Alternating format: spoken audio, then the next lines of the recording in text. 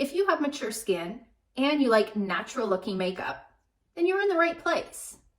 I'm the one to follow. This is your Seint 3D foundation, the most natural looking makeup for mature skin. It's all cream based. I'm Diana Delapo, Quick Contour. I'm going to show you how to apply your Seint 3D foundation if you have just the 3D brush. This is a great basic beginner tutorial, but I'm also going to show you what other brushes you could get if you're looking to expand. So the concept with your 3D foundation is applying all your makeup in one layer. So we don't have to worry about cakiness and heaviness. It's very sheer. You can build up to a full coverage if you like. The 3D brush is a medium coverage brush. So I like to apply my shades one at a time, and that way it's a lot less confusing. When I color match you, I'm going to show you exactly on your selfie that you send me where these products go.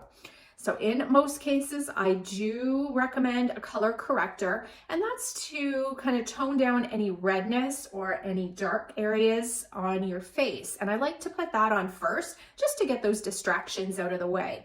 So in my case, my redness is light. So that means I'm going to put my color corrector on very light. I have more saturated color in here and in my eyes, so it'll be just a little bit heavier. And when I say heavier, just a little more product. So in this area, it's light. Just tapping in with my brush. I'm using the larger end of the brush just because it's a larger area that I'm covering. And you can see how all I'm doing is kind of toning this area down. It's gonna look darker because it is darker than my natural skin tone, and that's the purpose of a color corrector. If I tried to put my natural skin tone over this red area, it's still gonna show through. I'm gonna end up putting on too much product. It's not gonna last all day. That color will just start to show through. So the smaller end you can use for smaller areas. Now I have broken capillaries here, so I'm going just a little bit heavier on that product, but I'm not going to be putting any other product over that area. My main shade is going to blend into this. I have a sunspot here. Chances are that's going to get wiped away when I apply the rest of my face, so I may have to go back in and pinpoint that area. Now, depending on the area that you're working on under your eyes, it might be hard to get in there with this brush. Something like the smudge brush is nice for that. It's still dense, but it's smaller and easier. I don't want to go in with my big brush and put everything where I don't need it. I only need this where I have those purples and blues and darker areas. My eyes are dark. I could put my color corrector on my lids, but I'm actually going to use my brightener because that's going to act as my base for my eyeshadow. I could do brightener now if I like. I could do my brightener later. You can use the small brush. So I put my color corrector up here. My brightener is now going to go just below that. Actually, still just a little purple in here today. Under eyes do change daily too. So where you put it one day, you might not need it the next. You just gotta look at your face. So you can see how I did the brightener where I haven't put the color corrector. The edges will merge together, especially when I go in with my brush and kind of dab. And you don't notice that there's two different colors there, but I'm getting a nice even tone. So if I only had the 3D brush, just kind of use the tip and get it where you need. If you find that the brush is too big, that's where you're going to want to go in with a smaller brush, and that might be on your order for next time. So skip contour, I'll go back to it. The order doesn't matter. Right down the center of my face. You're going to play around with your brush and figure out which ends you like to do which jobs, but it kind of makes sense that the tip is used for smaller work, more detailed work. So I'm putting it in place. It's not really blended yet. I'm not worrying about blending until I get a lot more product on. So like I said, I can take this on my eyelids very lightly, and this is just going to take away that redness.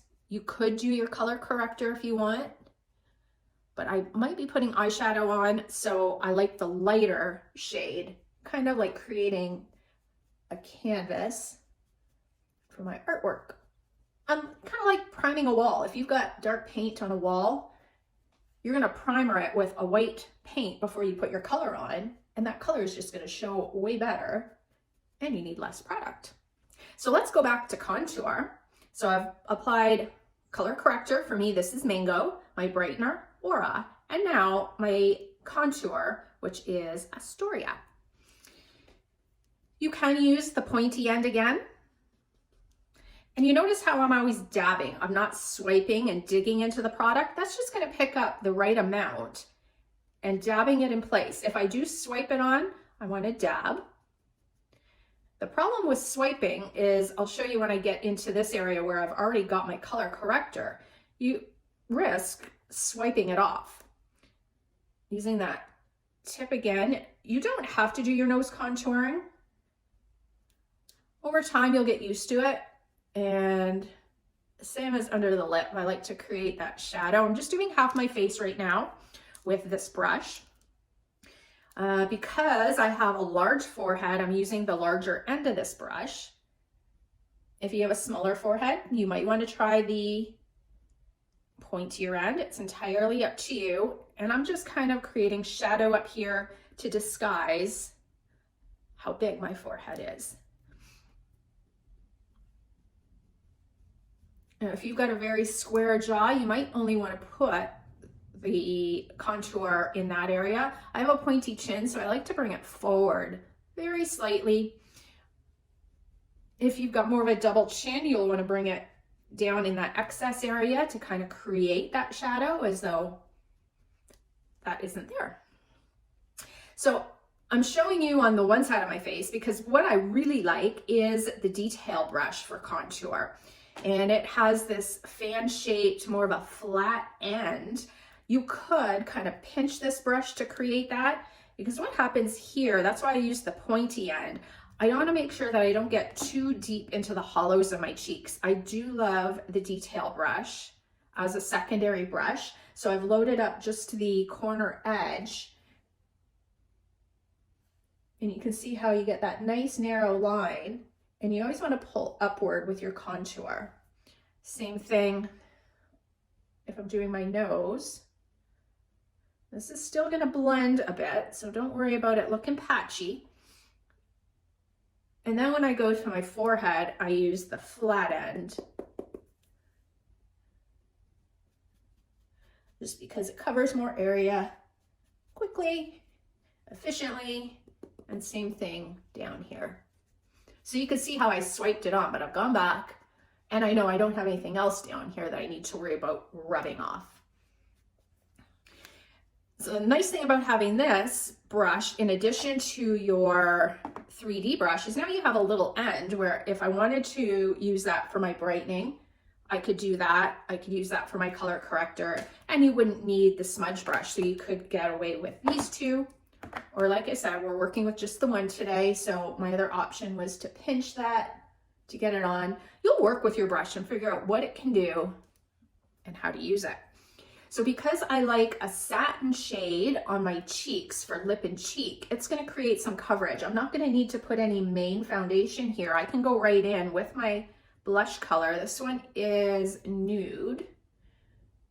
And for my more mature face, I don't want to go just in the apples of my cheeks. I want to kind of pull upward. If I go about 2 finger distances away from the center of my face, I kind of follow the contour line and pull it upward. And this is going to help to add some lift, just kind of following that contour line. You could even bring it right along your temple for a little extra color. So I'm dabbing and pressing it in. I am drawing some blood to the surface of my skin, so I might have to come back and top that up a little bit more. I'm going to fill in the rest of the area now with my main shade. For me, this is Sandy right now. So I have nothing here. I have some color corrector here. I've got my brightener kind of in the inner and outer corners. I'm going to put some just kind of in the middle and then in this area.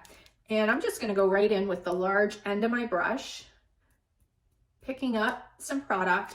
So I know about 3 or 4 dabs will kind of cover this quadrant of my face, and I just tap it on, and now I'm gonna go back and blend it out. And this is where the tapping is important because I already put color corrector there. So I put my main shade here, here, here, here, and now blending. So I am going over areas where I've put color corrector, where I put brightener, but that's what's merging all the edges together. And then I'll do that again in this area, and then merge that contour and the brightener. So now it no longer looks like I have 3 distinct shades on my forehead. So all those shades just merge together and look like one. It feels like second skin. I'm kind of giving everything a blend. I can go back in and top up a little lip and cheek.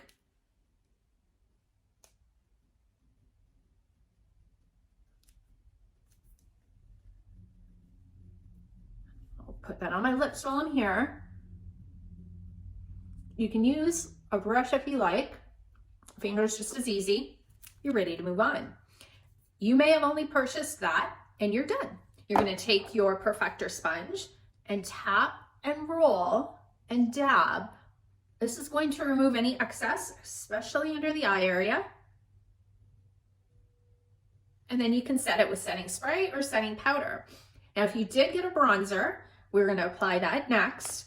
It is challenging to get a nice smooth finish with your firm brush. It just takes longer to kind of blend that out. I love the Blush Plus bronzer brush for bronzer. Just give it a little pinch, tap it in there to pick up your product, and then you can just kind of take that across your face where you need. I keep 2 bronzers side by side. They're the same just because the brush is so big. It's easy to tap in really quickly, taking it to the high points of your forehead, across the cheeks, and this brush just kind of blends everything too for a final blend and warming up the neck. And if you happen to get illuminator, totally optional. This is just going to draw attention to where you want. You can take it to the high points of your cheeks, tip of your nose. It's entirely up to you. So now that you know how to put on your Seint 3D foundation with your 3D brush, you can always decide if you want to grab a detail brush, a smaller brush for under your eyes, or if bronzer is your next step. Follow me for all kinds of tips with your Seint products. I look forward to helping you more.